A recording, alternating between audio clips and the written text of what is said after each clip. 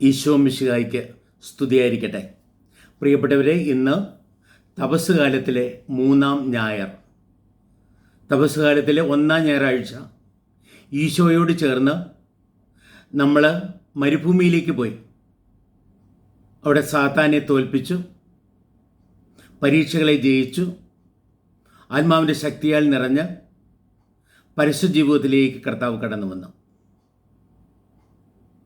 നമ്മൾ കഴിഞ്ഞ ആഴ്ച ഈശോയോട് ചേർന്ന് മലമുകളിലേക്ക് പോയി.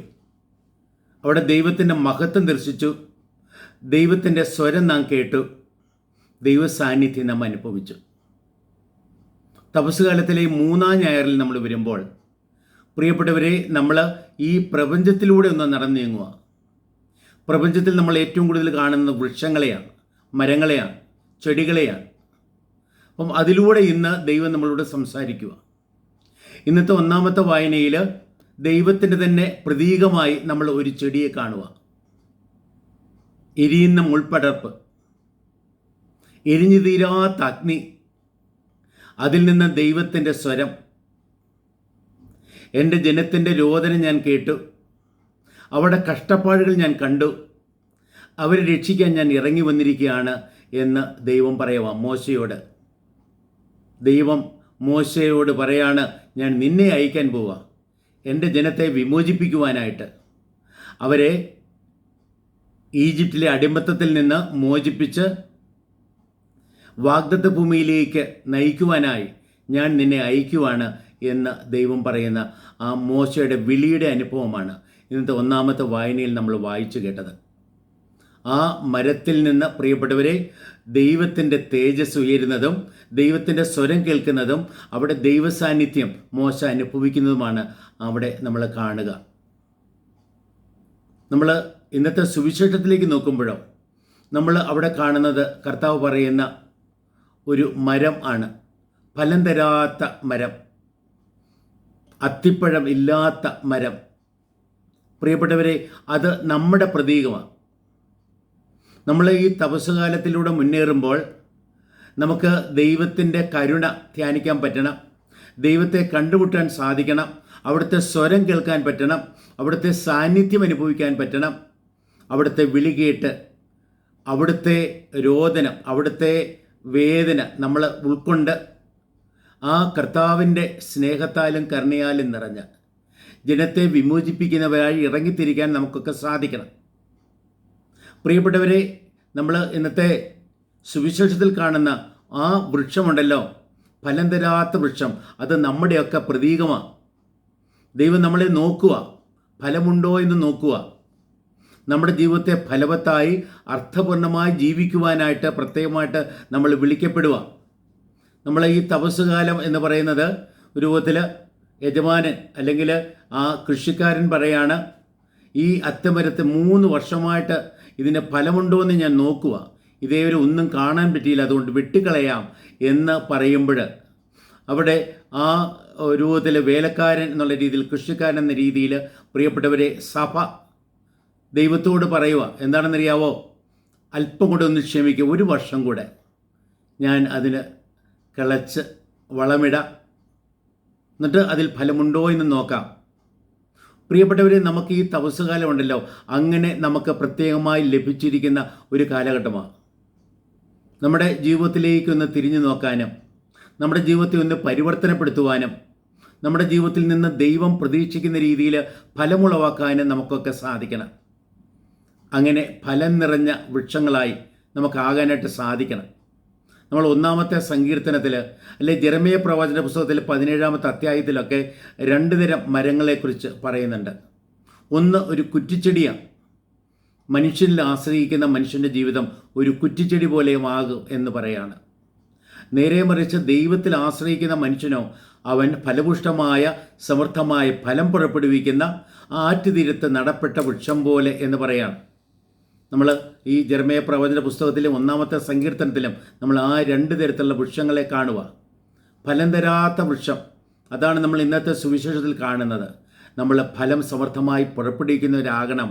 അതിന് കർത്താവ് നമുക്ക് പ്രത്യേകമായിട്ടുള്ള അവസരം തരുക. നമ്മുടെ കാര്യത്തിൽ ദൈവം ഒന്ന് ക്ഷമിച്ച് നമുക്ക് അല്പം കൂടെ സമയം നമുക്ക് തന്നിരിക്കുക. ആ ഒരു കാലമാണ് പ്രിയപ്പെട്ടവരെ നമ്മുടെ ഈ തപസ് കാലം. അതേപോലെ തന്നെ നമ്മൾ ഈ അനുദിന ജീവിതത്തിൽ നമ്മുടെ പ്രപഞ്ചത്തിൽ കാണുന്നത് ഒരു കല്ലാണ്, പാറകൾ നമ്മൾ കാണുന്നുണ്ട്. ഇന്നത്തെ രണ്ടാമത്തെ വായനയിൽ ഈശോയെ ഉപമിക്കുന്ന ഒരു പാറയോടാണ്. മരുഭൂമിയിൽ ഇസ്രയേൽക്കാർക്ക് വെള്ളം കൊടുത്തത് പാറയാണ്. പാറ പിളർക്കപ്പെട്ടപ്പോഴാണ് അതിൽ നിന്ന് വെള്ളം ഒഴുകിയതും ഇസ്രയേൽക്കാർക്ക് ആവശ്യത്തിന് കുടിക്കുവാൻ സാധിച്ചതും. അത് ഈശോയാണ് എന്ന് ഇന്നത്തെ രണ്ടാമത്തെ വായനയിൽ പൗലോസ് അപ്പോസ്തലൻ നമ്മളെ ഓർമ്മപ്പെടുത്തും. പ്രിയപ്പെട്ടവരെ, അപ്പോൾ നമ്മുടെയൊക്കെ ജീവിതം ഉണ്ടല്ലോ ഇസ്രയേൽക്കാരുടെ ജീവിതം പോലെ അടിമത്തത്തിൽ നിന്ന് മരുഭൂമി വാസത്തിലൂടെ വാഗ്ദത്ത ഭൂമിയിലേക്ക് പ്രവേശിക്കുന്ന രീതിയിൽ ആയി മാറണം. നമുക്ക് പാഠങ്ങൾ പഠിക്കാനായിട്ട് സാധിക്കും. നമുക്ക് വേണ്ടി ബൈബിൾ എഴുതപ്പെട്ടിരിക്കുന്ന ബൈബിളിലെ സംഭവങ്ങൾ, ദൈവത്തെ കണ്ടുമുട്ടിയ അനുഭവങ്ങളും ദൈവത്തിൻ്റെ വചനങ്ങളും ദൈവാനുഭവങ്ങളും ഒക്കെ അവിടെ പകർത്തി വച്ചിരിക്കുന്നത് പ്രിയപ്പെട്ടവരെ നമുക്ക് നല്ല ഒരു പാഠം പഠിപ്പിക്കുവാനാണ് എന്ന് ഇന്നത്തെ വായനകൾ പ്രത്യേകിച്ച് നമ്മളെ ഓർമ്മപ്പെടുത്തുക. നമ്മുടെ ജീവിതത്തിൽ നമ്മൾ ദൈവത്തെ ഗവനിക്കാതെ, ദൈവേഷ്ടം നിറവേറ്റാതെ, മറ്റുള്ളവരെ പരിഗണിക്കാതെ, നമ്മുടെ ജീവിതം പോലും നന്നായിട്ട് ജീവിക്കാൻ തയ്യാറാകാതെ നമ്മൾ ജീവിക്കാൻ പോയാൽ നമ്മുടെ ജീവിതം നമുക്ക് നഷ്ടപ്പെടും.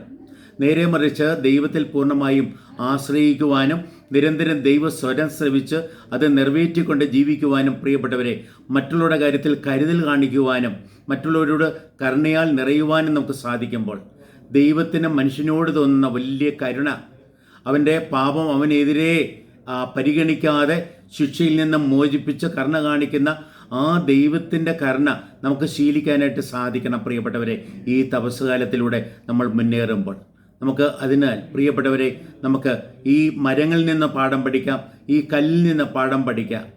ഇസ്രയേൽക്കാർക്ക് ദാഹിച്ചപ്പോൾ അവർക്ക് വെള്ളം കൊടുത്ത കല്ല് ഈശോയുടെ പിളർക്കപ്പെട്ട ഹൃദയത്തിൻ്റെ പ്രതീകമാണത്. അതേപോലെ തന്നെ പ്രിയപ്പെട്ടവരെ നമുക്ക് നല്ല മരമാകാനായിട്ട് ശ്രദ്ധിക്കാം. നമുക്ക് നിരന്തരം ദൈവത്തെ കണ്ടുമുട്ടാം. അനുദിന ജീവിതത്തിൽ പ്രിയപ്പെട്ടവരെ ദൈവം അപ്രതീക്ഷിതമായ രീതിയിൽ നമ്മുടെ ജീവിതത്തിൽ പ്രത്യക്ഷനാകും. ആ ദൈവത്തെ കണ്ടുമുട്ടുവാനും അവൻ്റെ സ്വരം കേൾക്കാനും ആ ദൈവത്തിൻ്റെ വിളിക്ക് പ്രത്യുത്തരമേകിക്കൊണ്ട് ജീവിക്കുവാനും നമുക്ക് സാധിക്കണം.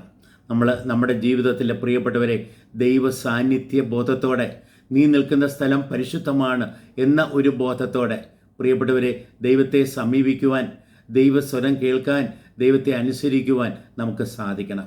അങ്ങനെ ദൈവത്തിൻ്റെ വെളിപാടിൻ്റെ നേരെ തുറക്കപ്പെട്ട കണ്ണുമായി, അവിടുത്തെ സ്വരം കേൾക്കുവാൻ തക്കവണ്ണം തുറക്കപ്പെട്ട ചെവികളുമായി, അവിടുത്തെ സ്നേഹം ഉൾക്കൊള്ളുവാൻ തക്കവണ്ണം തുറക്കപ്പെട്ട ഹൃദയവുമായി നമുക്ക് ഈ തപസ്സുകാലത്തിലൂടെ മുന്നേറാം.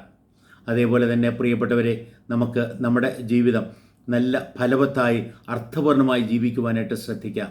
ഫലരഹിതമായ ഒരു കുറ്റിച്ചെടി പോലെ ആകരുത് നമ്മുടെ ജീവിതം.